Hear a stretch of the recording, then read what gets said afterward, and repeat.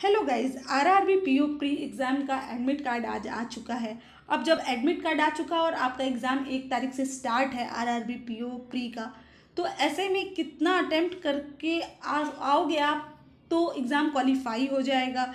क्या हो सकता है, सेफ अटेम्प्ट कट ऑफ क्या इस साल रह सकती है और लास्ट ईयर की क्या कट ऑफ थी, सेक्शनल कट ऑफ था। ऐसे बहुत सारे क्वेश्चन मेरे पास आ रहे थे मैम, आखिर एग्ज़ाम में मैं कितना क्वेश्चन अटेम्प्ट करके आऊँ तो मेरा प्री क्वालिफाई हो जाएगा। मैम इस बार की कट ऑफ क्या हो सकती है, सेफ अटेम्प्ट क्या हो सकता है। तो मैंने सोचा इस पर एक प्रॉपरली आप लोगों के लिए वीडियो बना दूँ ताकि आप लोगों के सारे डाउट क्लियर हो जाएं।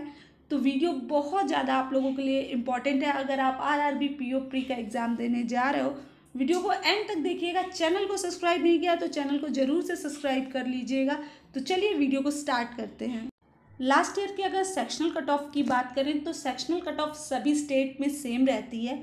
तो अगर मैं क्वांट की बात करूं तो जो क्वांट में बनी थी वो 8.25 बनी थी। लास्ट ईयर जो क्वांट था काफ़ी लेंदी आ गया था, काफ़ी कैलकुलेटिव आ गया था। इसी वजह से जो सेक्शनल कट ऑफ बनी थी वो कम बनी थी। और मैंने खुद एग्ज़ाम दिया था, काफ़ी क्वेश्चन जो थे टाइम टेकिंग थे, बहुत ज़्यादा टाइम ले रहे थे। रीजनिंग की बात करूँ तो रीजनिंग में जो सेक्शनल कट ऑफ बनी थी वो 11 थी। तो ये थी आपकी सेक्शनल कट ऑफ। अब लास्ट ईयर क्या कट ऑफ गई थी, अभी मैं अगर कुछ स्टेट्स की बात करूँ तो अगर यूपी की बात करूँ तो यूपी में 47 थी। अगर गुजरात की बात करूँ तो गुजरात में 59.75 था।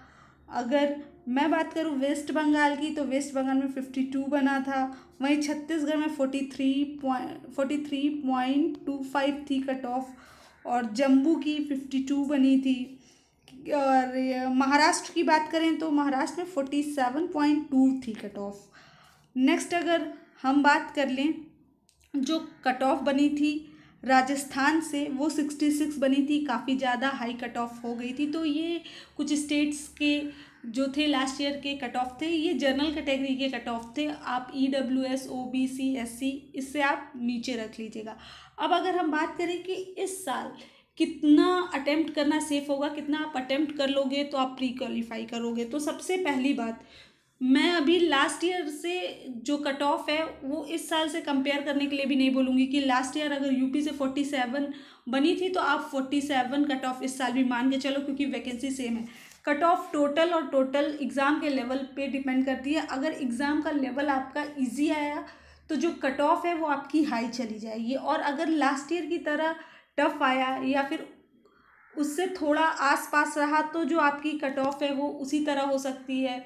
ज़्यादा टफ हो गया तो लो हो जाएगी। तो ये पूरा डिपेंड करता है एग्ज़ाम के लेवल पे और आपने कितना अटेम्प्ट किया है, यानी जितने कैंडिडेट्स हैं उनमें से ज़्यादातर कैंडिडेट्स के नंबर ऑफ अटेम्प्ट क्या रहे थे एग्ज़ाम में। इन सारी चीज़ों को देखते हुए ही जो है कट ऑफ निकाला जाता है। तो इसीलिए अभी आप कट ऑफ के चक्कर में बिल्कुल मत रहिए। अगर आपसे कोई कहता है कि इस साल इतनी कट ऑफ बन सकती है तो अभी आप उसकी बात बिल्कुल भी मत सुनो। अभी सिर्फ और सिर्फ आप अपनी पढ़ाई पर फोकस करो। आप कितना मैक्सिमम क्वेश्चन अटेम्प्ट कर सकते हो वो देखो। इस बात से कोई भी फ़र्क नहीं पड़ता है कि कट ऑफ क्या जाएगी, आप कैसा परफॉर्म करते हो वो अभी इम्पॉर्टेंट है। कट ऑफ के चक्कर में बिल्कुल मत पड़ो कि कट ऑफ क्या जा सकती है। एग्ज़ाम के हर लेवल के लिए तैयार रहो। अगर एग्ज़ाम इजी आता है तो आप उसमें मैक्सिमम अटेम्प्ट करने की कैपेबिलिटी रखो। अगर हाई लेवल का एग्ज़ाम आ जाता है, जो क्वेश्चन हैं वो थोड़े अच्छे खासे पूछ लिए जाते हैं, तो ऑब्वियस सी बात है थोड़े अटेम्प्ट कम होते हैं, तो आप उसके लिए भी प्रिपेयर रहो। कितना अटेम्प्ट करना है, मैक्सिमम अटेम्प्ट करना है, जितना ज़्यादा आप अटेम्प्ट कर सकते हो। और एक गोल्डन रूल है आपका आरआरबी पीओ और मैं तो कहूँगी क्लर्क के लिए भी कि आपको टाइम बहुत ध्यान देना है।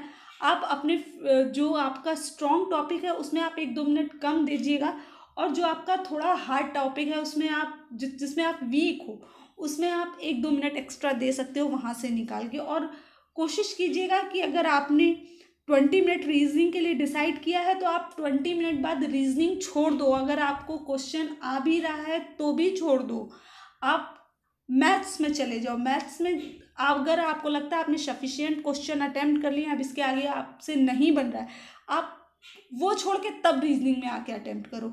लेकिन पहले आप बिल्कुल भी ऐसा मत करो कि आप पहले ही से जो है ज़्यादा टाइम रीजनिंग में दे दो या फिर ज़्यादा टाइम मैथ में दे दो, किसी भी एक सेक्शन में आपको ज़्यादा टाइम नहीं देना है, इक्वली टाइम आपको डिवाइड करना होगा। और आपको कौन सा सेक्शन पहले अटेम्प्ट करना है ये आप अभी से डिसाइड कर लो। आप जो अभी यहाँ अटेम्प्ट करते हो मॉक पेपर में वही आप जाके वहाँ पे भी अटेम्प्ट कीजिएगा। ये नहीं कि रीजनिंग खुल गया तो पहले रीजनिंग करना है, लेकिन मैं तो पूरी प्रैक्टिस स्टार्टिंग से मैथ ही की है और मैंने स्टार्टिंग से अगर रीजनिंग की प्रैक्टिस की है कि रीजनिंग में पहले अटेम्प्ट करता हूँ या करती हूँ, तो वहाँ पे भी जाके आपको वही करना होगा। ये आपका आरआरबी क्लियर करने का सबसे बेहतरीन तरीका है।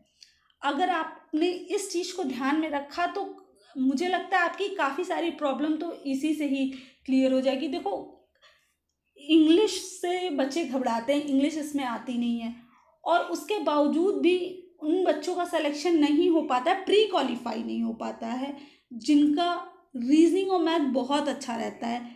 रीज़न क्या है इसके पीछे? यही है कि वो क्वेश्चन देख के बहुत खुश हो जाते हैं। और अभी तो सबने माइंड सेटअप किया और मुझे लगता है कि आजकल चलता भी रहता है कि रीजनिंग में 40 आउट ऑफ 40 है ना, मैथ में 40 आउट ऑफ 40 आउट ऑफ 40 के चक्कर में पढ़ना ही नहीं है। जितना उस टाइम पीरियड के अंदर अटेम्प्ट हो पा रहा है उतना अटेम्प्ट कीजिए, नहीं हो पा रहा है छोड़ दीजिए। ज़रूरी थोड़ी है कि आप 40 अटेम्प्ट करो। अरे आपने रीजनिंग में 32 के आसपास अटेम्प्ट कर लिया, 25 के आसपास, अरे 24 के आसपास आपने अगर क्वांट में अटेम्प्ट कर लिया तो आप देखो 57 अटेम्प्ट तो ऐसे ही हो जाएंगे आपके। तो आप, ये मैं एग्जांपल दे रही हूँ, ये नहीं मैं बोल रही हूँ कि इतना ही आपको अटेम्प्ट करना है, इससे ज़्यादा आप अटेम्प्ट कर सकते हो। तो ये एक मैं बेसिक बात कर रही हूँ कि अगर आप पूरा का पूरा क्वेश्चन अटेम्प्ट करने के चक्कर में रहोगे तो थोड़ी प्रॉब्लम हो जाएगी। आपसे जितना बन पा रहा आप उस टाइम पीरियड में उसको आपको बनाना है। बाकी आपको जैसा कंफर्ट लगे आप वैसा कीजिए। मेरा सजेशन आप लोगों के लिए यही है। अभी वीडियो को एंड करते हैं। चैनल पे नए हैं चैनल को सब्सक्राइब कीजिएगा, वीडियो को लाइक शेयर कीजिएगा। अगर किसी तरह की कोई क्वेरी होगी तो कमेंट में मेंशन कीजिएगा। अभी चलते हैं, मिलते हैं आपसे अगली वीडियो में। Thank you.